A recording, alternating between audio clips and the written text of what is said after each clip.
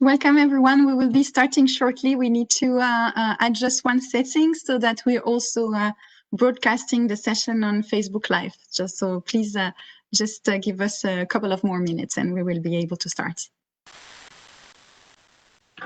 Okay, it's done. The session is open. Thanks, Jean-Philippe.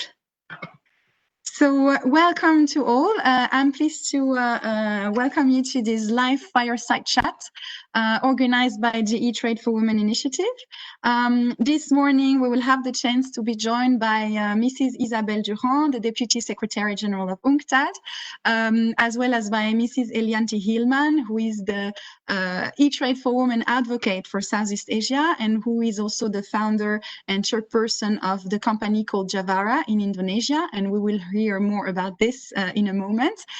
We also have the pleasure to welcome Mrs. Karen Lam, who is a former host and journalist at Channel News Asia, and who is also an author and communication coach, and she will be hosting this session and this dialogue with Helianti. Before starting, just a few elements. So you are using now the Cisco WebEx platform. Basically, all of you are currently muted and we cannot see your videos. However, there will be opportunities for you to react, to ask questions. You can use the chat section for that. So if you scroll at the bottom of your screen, you will have, of course, the icons will appear, and you can click and open the chat section. And we invite you to feel free to share reactions and comments. And we will try to give an opportunity to ask a few questions from the audience at the end of the session.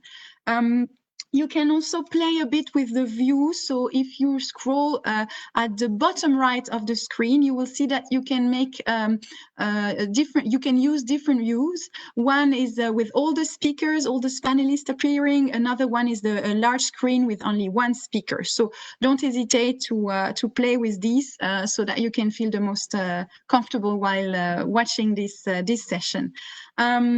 Without further ado, I would like to invite Mrs. Isabelle Durand to deliver her opening remarks to this fireside chat. Mrs. Durand, you have the floor.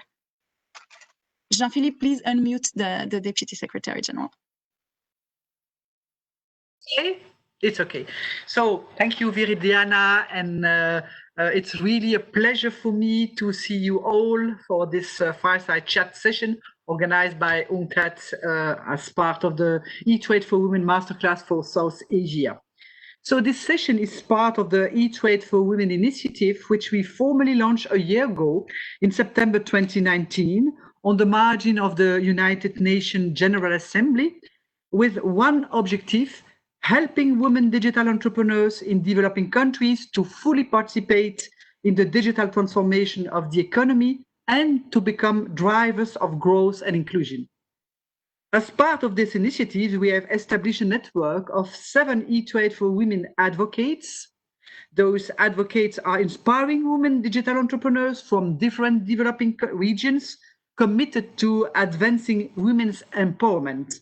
And Ms. Helianti Hilman, whom we'll meet today, is the advocate of this region. So the E-Trade for Women initiative also offers masterclasses and builds communities of women digital entrepreneurs across continents. These activities seek to strengthen their business and leadership skills, allow them to share, and that's very important, share experiences, and to engage with a stronger voice in a policy dialogue with decision makers for a more inclusive digital economy. This week and the next, we are hosting the first E-Trade for Women e-masterclass for Southeast Asia women digital entrepreneurs. As the pace of digitalization in Southeast Asian economies has been remarkable, it's important to highlight the role of small and medium enterprise in this process.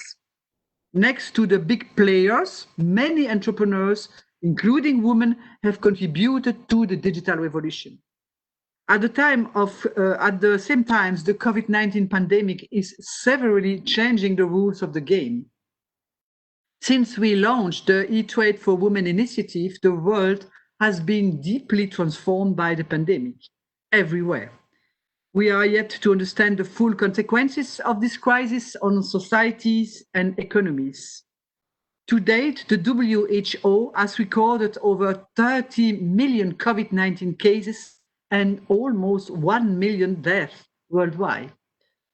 Southeast Asian countries have not been spared, even though the region had developed its capacity to respond to public health emergencies. The most vulnerable countries in the region, such as Myanmar, Cambodia, Laos People's Democratic Republic, and Timor-Leste, have been particularly affected. The pandemic has also caused enormous disruption to the functioning of the global economy and to trade. UNCTAD has been monitoring the effects of the pandemic on manufacturing, trade, investment, and we estimate that the economic slowdown caused by the pandemic will represent a loss of $2 trillion in 2020. The impact on micro and small enterprises has been particularly strong across sectors. Many such enterprises across Southeast Asia have experienced a severe slowdown in activities and have had to downscale. Women-led firms operating in the services sector, such as accommodation, food, as well as retail and wholesale, have been most immediately affected. Small companies usually have smaller buffers and are more vulnerable to economic shock, obviously. Recent data indicated that 1 in 5 SMEs worldwide is at risk of shutting down permanently within 3 months. But despite these challenges, the crisis has highlighted the value of digital tools and could provide developing countries an opportunity to foster the digital transformation of their economies. Across Southeast Asia, the digital transformation, which was already rippling across sectors, has accelerated as a result of the crisis. Many SMEs have demonstrated their agility and ability to offer digital solutions to communicate, shop online, learn, or get access to health services and data. And these aspects have been highlighted in a recent survey conducted by UNCTAD of over 250 digital entrepreneurs and representatives from marketplaces across 23 Asian and African countries, including Cambodia, Laos, and Myanmar. And many businesses reported having adapted their business practices by introducing contactless delivery option and e-payment solution, and 60% reported a faster uptake of cashless payment solutions. A majority of respondents reported that increased outreach campaigns by government to use e-commerce services contribute to improving customer and private sector awareness about e-commerce opportunities. As a result, over 65% of respondents reported the growing importance of online purchases of essential goods such as groceries, pharmaceuticals, health and hygiene products, as well as restaurant delivery. Leveraging digital opportunities in a gender-inclusive manner is essential to create the path for sustainable recovery. Digital SMEs can contribute to bridging the digital divide across Southeast Asia and ensure that people and communities are not left behind. The session today will offer, I hope, inspiring insights into what women digital entrepreneurs can achieve by embracing digitalization. And this fireside chat will be the occasion to hear the story of Helianti Hilman. Hello, Helianti. A woman entrepreneur, a digital entrepreneur who was able to grow a digital business and bring revenue to entire communities by connecting small producers across Indonesia to national and international markets. And you will hear about the challenges she faced, probably a lot, and which many digital entrepreneurs share along their journey. But most of all, you will hear about resilience and inclusion, in which women excel everywhere, all the time. And I have seen that this many times in my career before. So let me now say a few words of conclusion. Building back better after COVID-19 will require increased efforts to make the digital economy more inclusive. as governments across Southeast Asia put digitalization at the top of their development agenda, now is a critical time to support women digital entrepreneurs such as Helianti and the members of the E-Trade for Women community to be leaders of the digital transformation. That's my wish and that's my will. So thank you, and I wish us a pleasant session.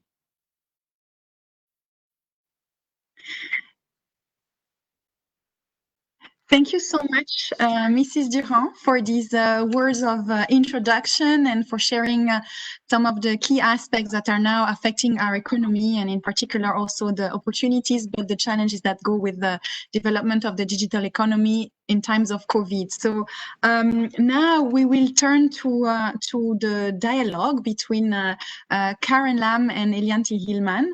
We will hear, like you just mentioned, about the story of entrepreneurship and inclusion, and I hope that this part of the discussion will also be inspiring and will give some hope for the future to all the people who are listening in. So Karen and Helianti, I now invite you to take the floor, and thank you, Isabelle, for joining us as well this morning.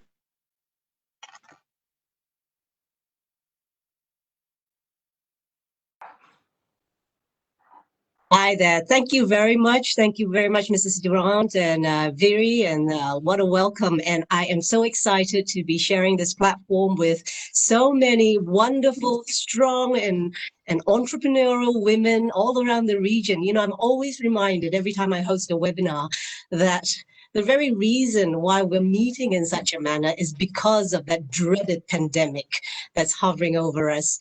But I'm also reminded about the resilience of the human spirit, that we will never want to be left behind, and we will find any way possible to meet together so that we won't be left behind. And I think that's pretty much, you know, sums up why we're gathered here today to talk about this issue of digital transformation. And if you think about it, most of you would have probably been affected in some way or other, negative, in some cases even positive, by the pandemic. And whether out of necessity or out of desire, you have found yourself in this place where you've either had to start your digital journey or accelerate your digital journey because of the pandemic. And if you are already there, I really take my hat off to you, because, you know, you're tenacious to be able to say, no, I will not be left behind by all that's happening. And I think you're going to be excited to hear the story that Helianti will tell you about her own journey as she started this digital transformation. So I just want to remind you and just set the platform for all of us on why and what to look forward to over the next 45 minutes or so. So there are 3 I's that I really want to highlight to you. The first I is for all of you to be inspired. You will hear the story of one of Indonesia's foremost social entrepreneurs and businesswoman, and her story of how she started and how she has made major shifts in the last 12 years since she started Javara. And the other I that I would like to highlight and make you realize is that this is also the platform for ideas, because Heli's going to be sharing with you, and she's one of those people who, you know, she's an open book. You can ask her anything and she will let you know, and she holds nothing back. And I'm sure she's going to be sharing with you some ideas on how and what exactly she did to get the company that level up. And finally, the third I is interaction. The wonderful thing about platforms such as this is that it gives you that community of women, of entrepreneurs who can support you. So we're very grateful to UNCTAD for organizing this. And there is a saying that behind every successful woman is a tribe of successful women who have her back. And I'm sure UNCTAD has your back as well. So throw in your questions, as Viri has said, in the Q&A mode. I won't promise that we'll answer all of them, but we will be sure to answer at least some of them. Now, allow me to give you a very, very quick backstory of our guest today, whom I've had the pleasure of meeting back in 2017 when I invited her onto my show, Powerless Asia, which was a business interview program that was featured on Channel News Asia. And I was intrigued by Helianti Hilman's radical business journey. You see, here was a woman who was able to showcase the rich food biodiversity of Indonesia, at the same time help smallholding farmers.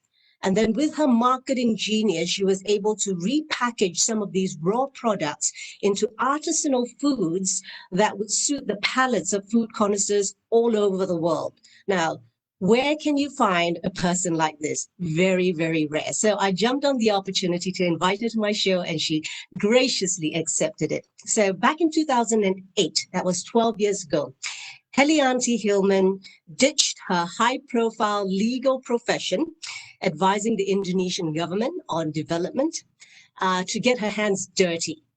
I mean, literally dirty. So from walking the corridors of power to trudging through the mud and the farmlands of the farthest reaches of Indonesia, here was a woman who today has access to about 50,000 small-scale farmers. I think that's more than that by now, 50,000. And Helianti, therefore, what she did was she set off to show them what they could do to improve and to increase their yield. She's also made sure that there is fair trade that would secure the well-being, as well as developing a program to help the youth take on this mantle of farming and to have a sustainable lifestyle, of sustainable living from the land. So today, under the brand Javara, Helianti's artisanal foods are found on the shelves of over 20 countries. So Helianti, I hope that does you a little bit of justice. And I know it probably is the tip of the iceberg in describing you, but you must be very, very busy these days. Tell us how you are.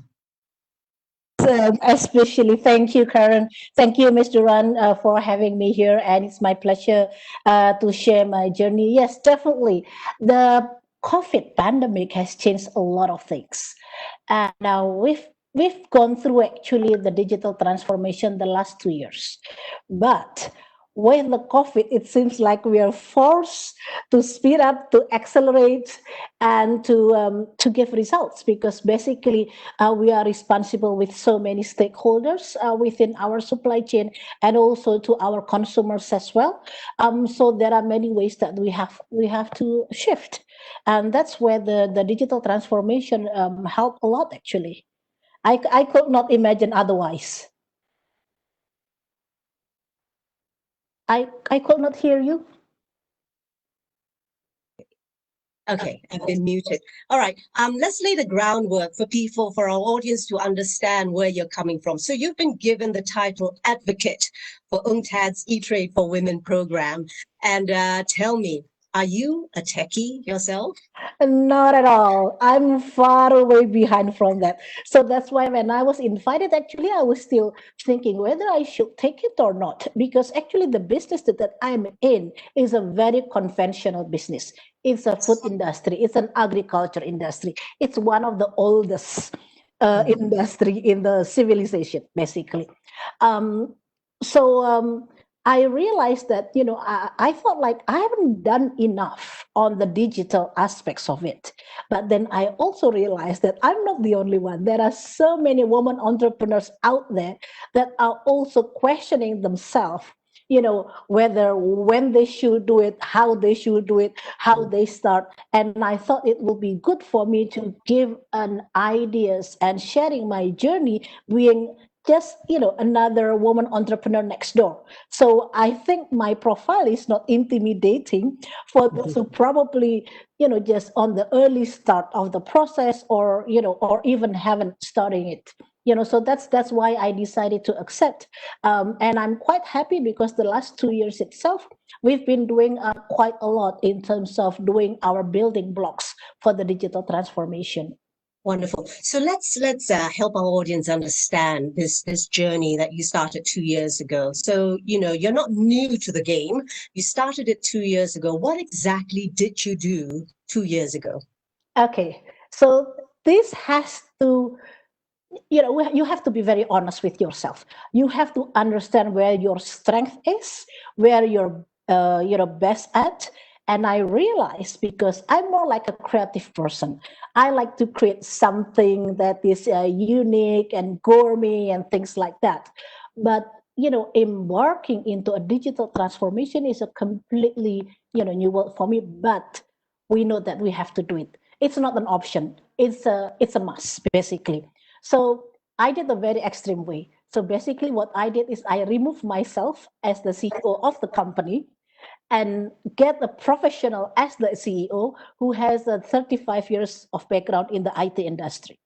So this allow me to focus more on where I'm good at, which is going to the communities, help them to build the supply chain so that their products will be comply with the market and things like that, and then let someone who knows what to do to lead the whole process of the digital transformation. Mm. And the biggest challenge actually is that that's where we find out that we have a very bad data management. So that's where we started. We started by, making sure that we have a good data management, that all the data is accurate, well collected, well documented, and it provides us with the foundation to move forward. Let's not forget the fact that it is not easy to step aside from a company that you founded 10 years earlier to do what you've done. And that's a big deal, because many founders of companies take years to actually do that. And why did you feel that it was necessary to professionalize, to have a professional come in the first place? I think it's going back to the mission of the company, because the company is meant to bring back forgotten food of Indonesia for the better of the consumers, so that the consumers have healthier options for their food products, and then to also support the indigenous and smallholder farmers. So I have to be true and loyal to the mission. And I will be so selfish if I force myself to stay in the position while I know where I'm good at and what are my limitations. So I think it's really because of the mission that I have to be loyal to. Love it. I love that. I love that, because we can be very selfish most of the time to try to establish ourselves and wanting to lead all the time. But I think what I'm seeing is this mission driven organization, and that's something that we all can learn from. So thank you for that wonderful story. All right. So data management was that first area that you worked on. What have you gotten out of that process first? Let's talk about, since we're on that part of the value chain. First is that we realize that every single data of our whole operation is disconnected. It's not synchronized, it's not aligned.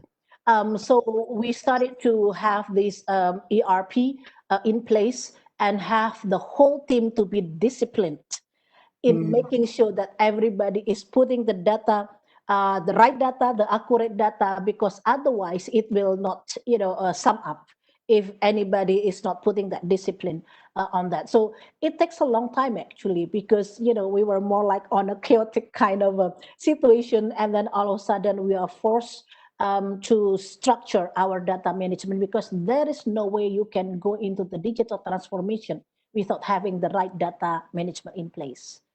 So give me an example of how this has helped you, just to be able to get and collate and make sense of valuable data.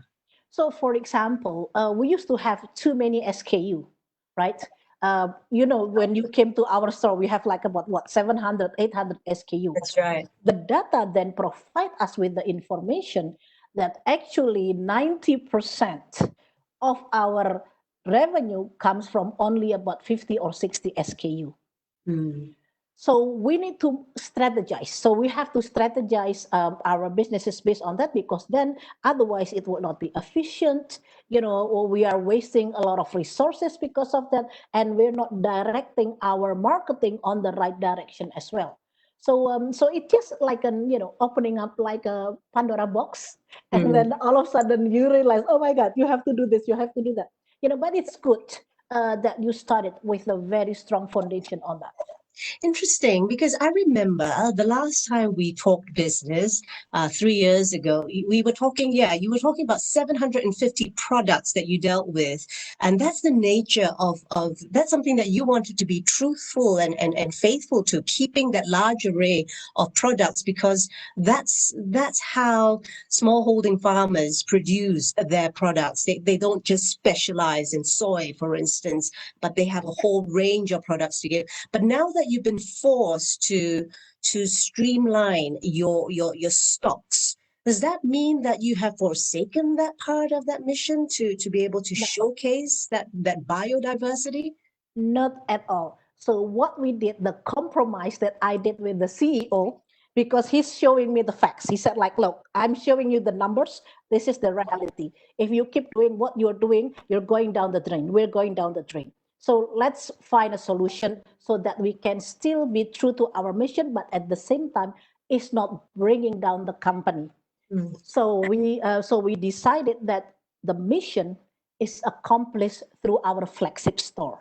So we have our flagship store that I'm free to feature every single products under the sun, for example, and that there is a market to it. And then we have the restaurant that are also featuring that food biodiversity as well, and we're selling it through online.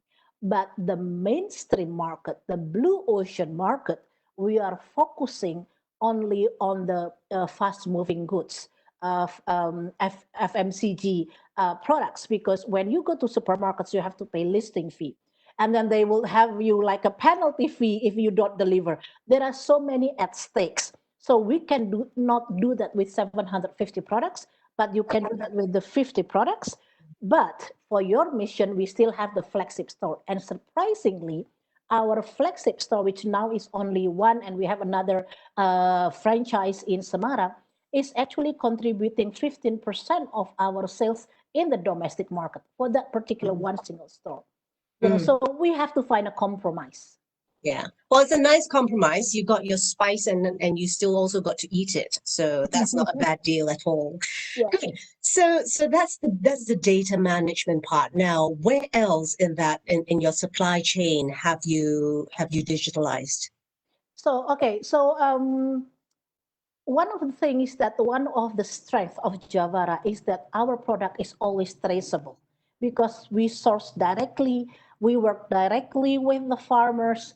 So that's part of the beauty that we have. So one of the good thing about having the digitalization transformation is that we started to adopt, simple solutions that we can showcase to our consumers that our product is traceable. So, for example, I'll show you after this in the video. We have a raw honey from Jambi, from the forest in Jambi. People always ask, like, is it pure?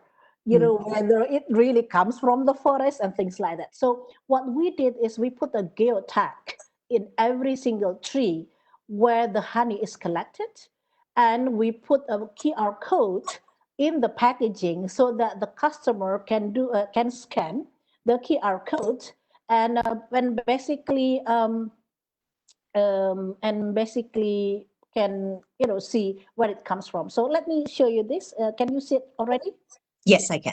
Yes. Okay. So let me put it on the full screen. Yeah. So basically, we are using QR code for our sialang honey.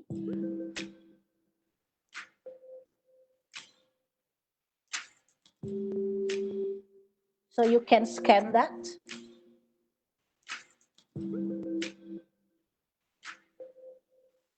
And voila, you will meet the person who collected your honey. And then you will listen to his story. And then we show also what kind of tree that the honey is collected. Is a 50, 60 meters height sialang tree that can be found in the forest of Bukit 30. And then we also, because we have the geotag on each of the tree, we can also show in the map where is exactly the location of the tree itself. So this is, how far you can do with it, and it's much, much more, what do you call it? Let me get out. Efficient, I suppose. Very efficient, and also actually you are bringing back the missing link. In the old days, there is no disconnection between the producers and the consumers. But now with the globalization, you don't know where your food comes from, who produced your food, and things like that. So the digital aspect of the tools in here is actually reviving back that connection, help us to revive back that connection. Right. Can you unshare your screen so that we can see your beautiful face, more importantly, for now? I have few other videos, but I can wait for your question. Okay. Yeah, great. So for the benefit of our audience, you have to understand that Helianti's business is not just selling a product. She's also a storyteller. She tells the stories of the farmers who farm them, so that for a consumer, I have a connection as much as possible with the land. And I think in the past, when I first met with you, you used to spend quite a bit of money on the packaging, on highlighting these stories, and now that cost has been essentially eliminated. Yes, so I'll show you another video. We realized because our supply chain management always complain. We're spending too much on the packaging. And it's like, but we need to educate the consumers. We need to tell them the story behind it, how to make use of it. But it's like, yes, but it's too costly. So that's why we thought like having the QR code is the solution for that. So for example, when we launched our tempeh package, so do-it-yourself tempeh, so we need to put in all the information like how to make it and things like that. So we decided to put the QR code, and then the QR code will goes to your website. So it also helps to increase the search engine optimization of your website because you are generating transactions. But at the same time, you can put as much as information you want it, and you can updating it. So this is another example. Oops, I think I still got the wrong one. Same. Oh, I think let me wait, let me stop share that, and I'll go to this. Whatever it is, the way you're spewing up all the terms, you have become quite a techie. I have to, don't I? So let me do another sharing, and I'll go to the video. Does it show it? Yes, I can see it, but it's not playing yet. Okay. Yes. Because we realized that the cost for printing the whole booklet is too expensive, so we decided just to put it on the QR code, and then it leads to our website, and then the website is giving every single information they need, where the beans comes from, what are included in the package, how do they make the tempeh, what are the health benefits. So it makes things much more cost effective. Talk about the dollars and cents before we move on further down the supply chain. What have you invested in this digital journey? Okay, so definitely the first one is on the data management. Yeah, the data management, you need to use the ERP, enterprise resource planning. But there are ERP that are catered for small, medium enterprises. You don't have to go with the fancy one. As long as everything is aligned and you can put the accurate data and you can retrieve the data, then that's good enough. So that one is important. But what I really like about this digital transformation that we did is when we try to reach out our audience, our market, our consumers. That's when we realized that actually our cost for per customer acquisition, it's much less compared to the conventional one. Because with the digital, you can put in the Instagram, you put advertising in the Facebook and things like that, then you can reach out at the most cost-effective way. So I'm just giving you an example. We used to do a lot of trade show overseas as well, right? So it's costly. You have to pay the air flights and the cost, and not to mention that the participation on the trade show itself is expensive.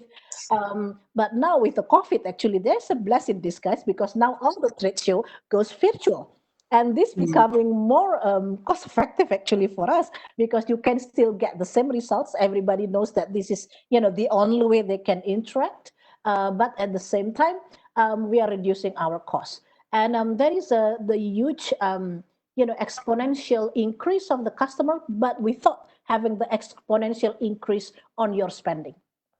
Give us an idea. Okay, so you've mentioned that the bulk of your investments was in the ERP system, but overall, it's sort of the other savings, the other cost savings have sort of balanced things out.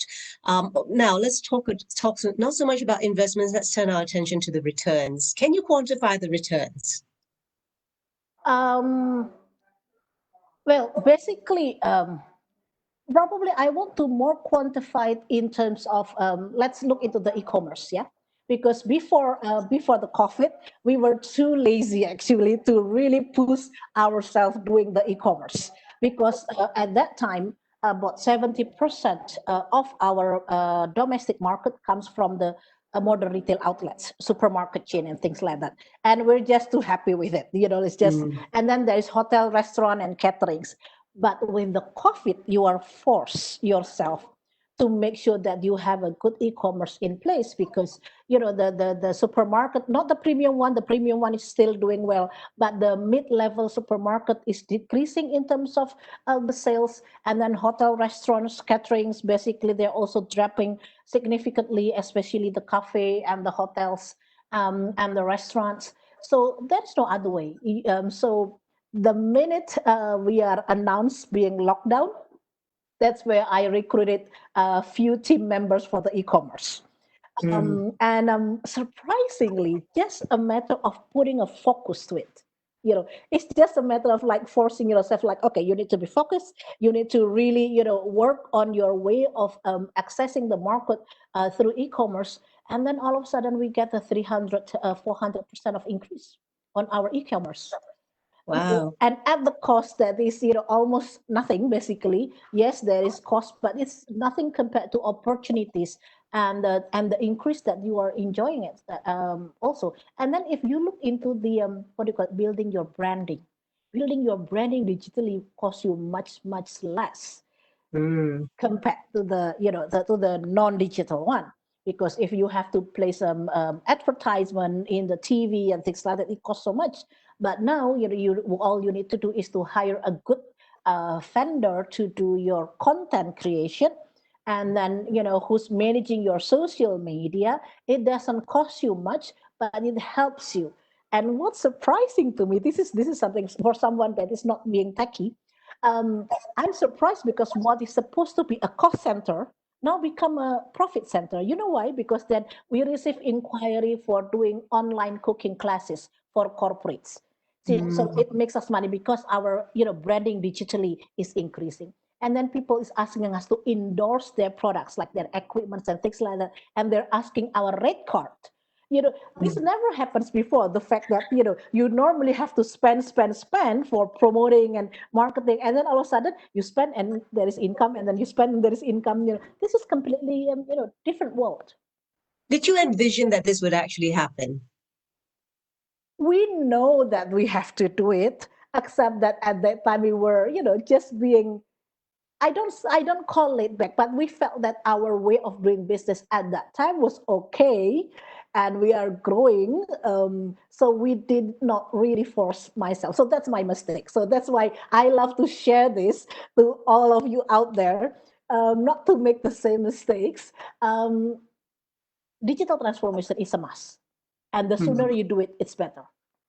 You know, I recall when we last spoke that you were talking, even just as short as really just 3 years ago, you were talking about expanding to Europe, having more stores there, and opening your first store there.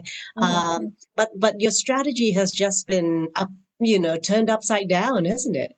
Yes, it is. Even when we still have a plan to extend our flagship store, so that we have, say, mini outlets and things like that. Because still, when you talk about food, there is a feels and taste and aroma that people needs to relate. The e-commerce is good once they know you and then they become your repeat customers. Then they can do it online. But sometimes direct interaction is also still needed. But even then, we shifted the strategy. So whenever we're going to expand, it will be O2O, offline to online, online to offline. So it has to be interconnected. So our offline store are also acting as the stockists for our online activity. How clever you are. You sound so different from the person that I spoke to not too long ago. How wonderful. I'm forced to learn, yeah. All right. So let's talk about the e-commerce part. So I know that we can find Javara products in the local e-commerce platforms like Tokopedia, Blibli, etc. Back in Indonesia. What other platforms are you looking at other than just the e-commerce platforms that we know of? What other platforms do you look at to get your products out to the end consumer? Okay, so this is something that we have to realize who we are, what is our value proposition, what is our mission, and what is our strength.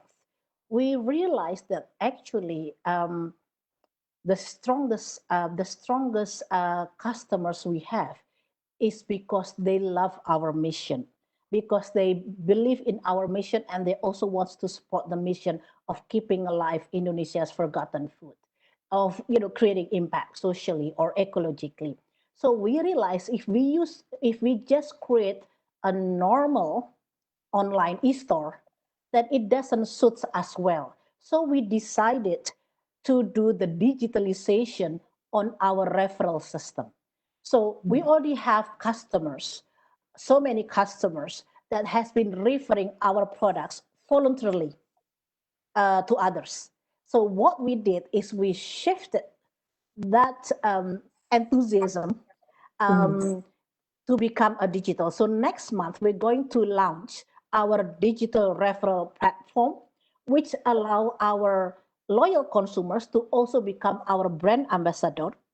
And by just using their mobile phone, they can blast information on our products. And if anybody is going to buy the product, click the links, automatically they will get the profit sharing of that. So previously, their efforts is only done voluntarily because they just love us, but we want to appreciate them as well. And we want to, to make them as part of our family. So let me just quickly show that. Go. How do I move to the next? Probably would have to get out of your full screen, perhaps. Oh yeah, true. Yeah, I have to wait.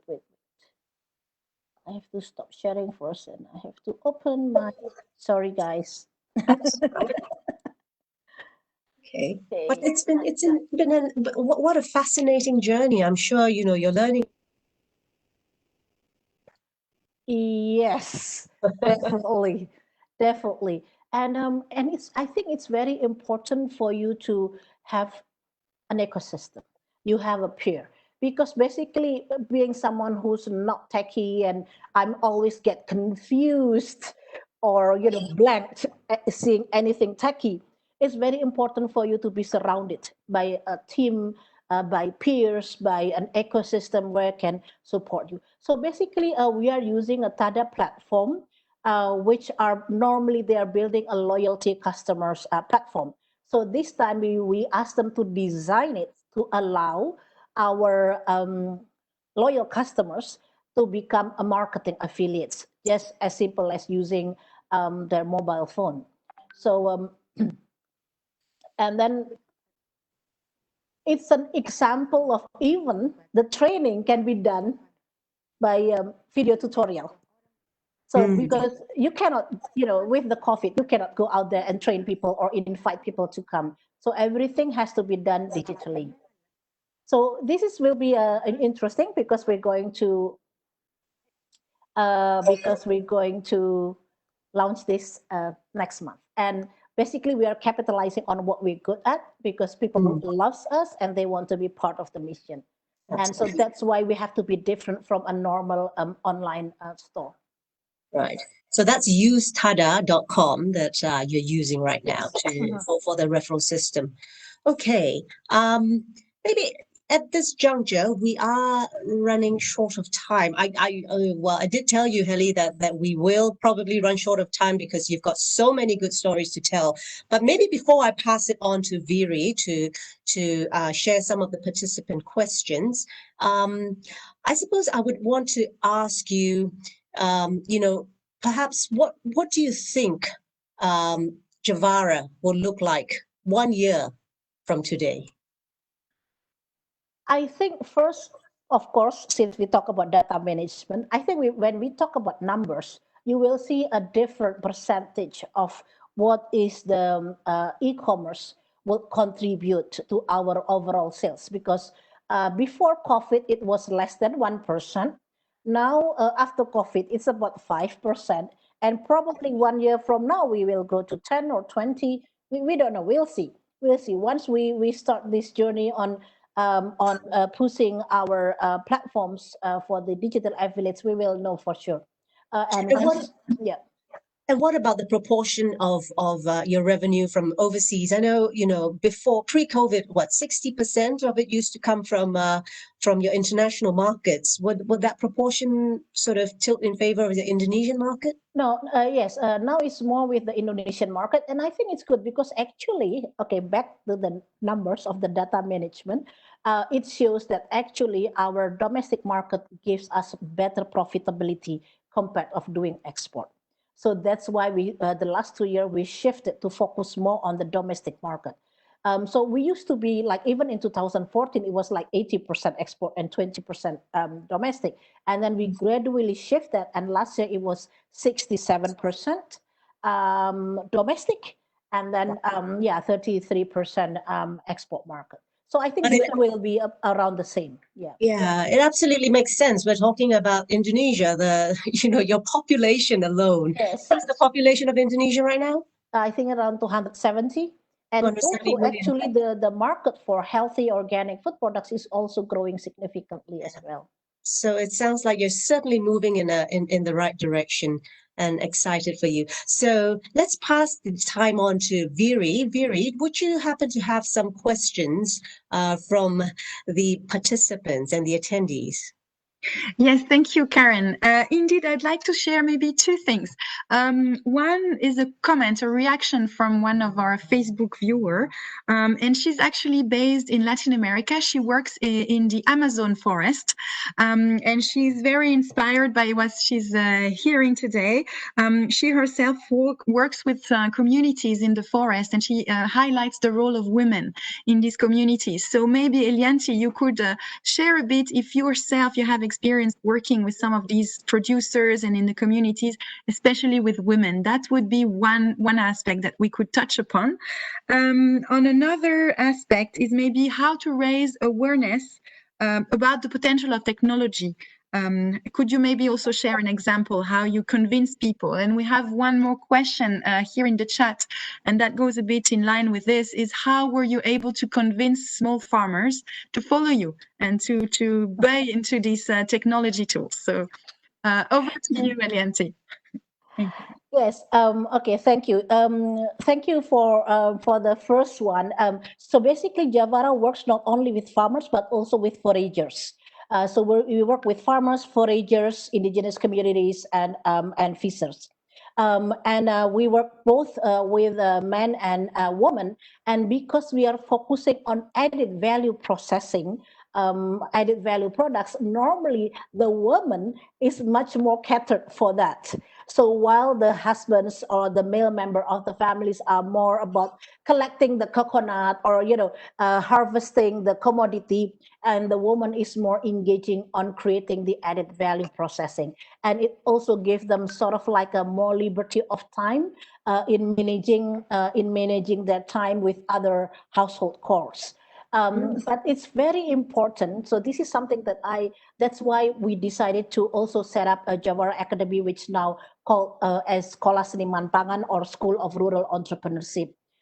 Because it's very important that whatever the additional income or the diversification of income we add on to the women members, it should not add a drudgery, because their life is already miserable. They have so much drudgery in their household work. So when you are introducing an added value processing, it has to help their life much easier. So that's where technology is important. So it will answer also the question of number 3 about how to get the farmers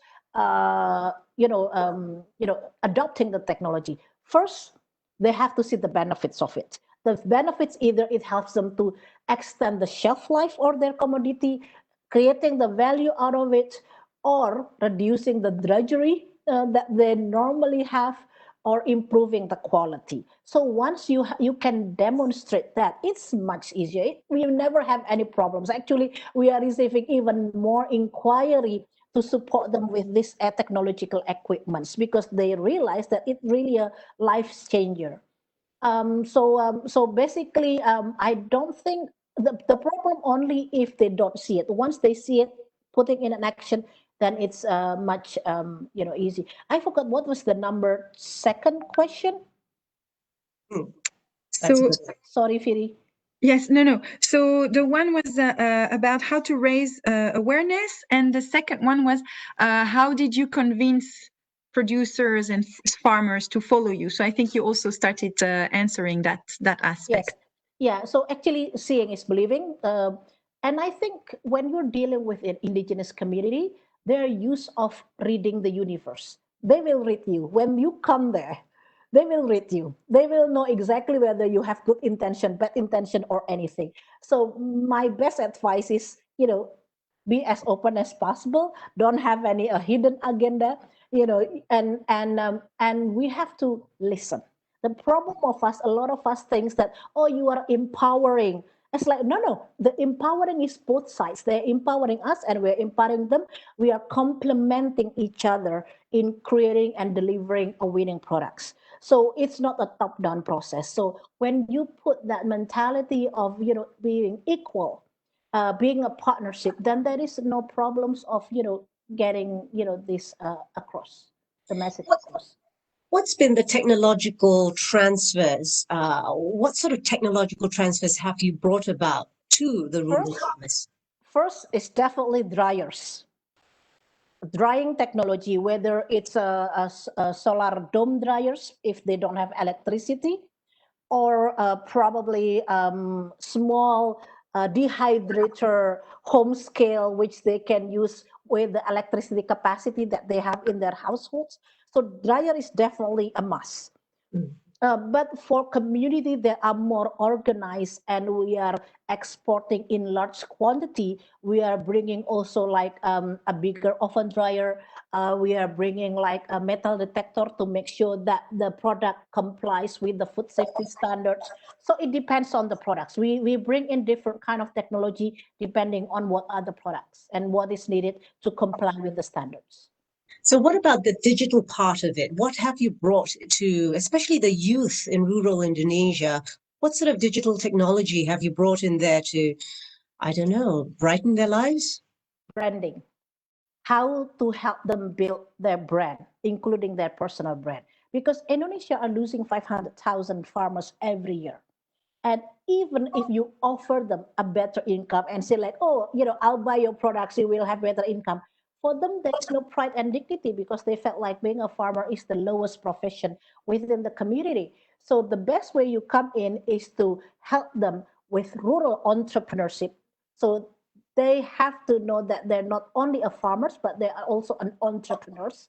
help them to create products and services, and help them to build the branding. So one of the training that we provide for our farmers through the Javara Academy or Sekolah Seniman Pangan is teaching them how to do photography and videography using their smartphones. So simple things, but it can, help them to see and help them to also rebrand themselves and building the digital narrative. If I can only show a small examples of it, do we Sure. have time?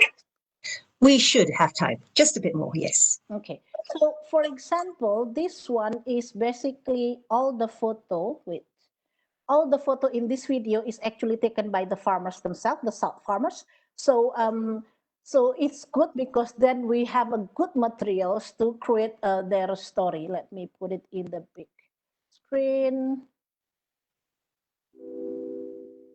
So this is the salt production in North Bali, which is done inside the greenhouse. This is also the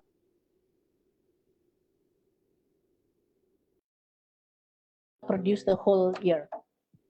So imagine this photo is taken by the farmers themselves. You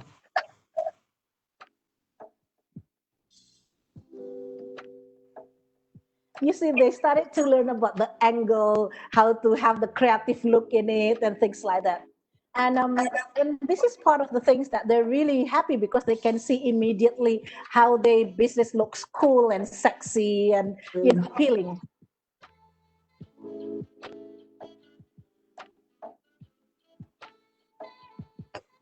Yeah.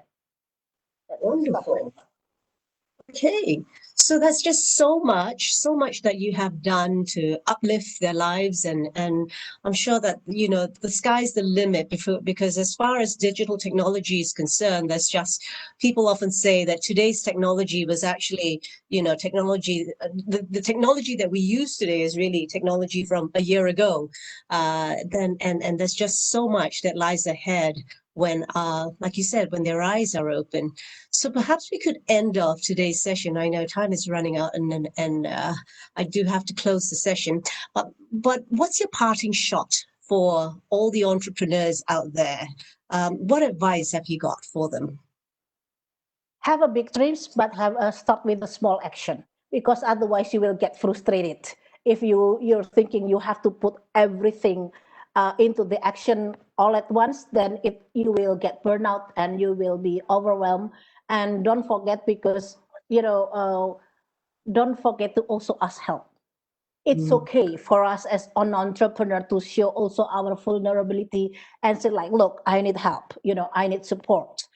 Because basically it needs the whole ecosystem, it needs the whole village to make you able to pass through whatever the constraints that you have.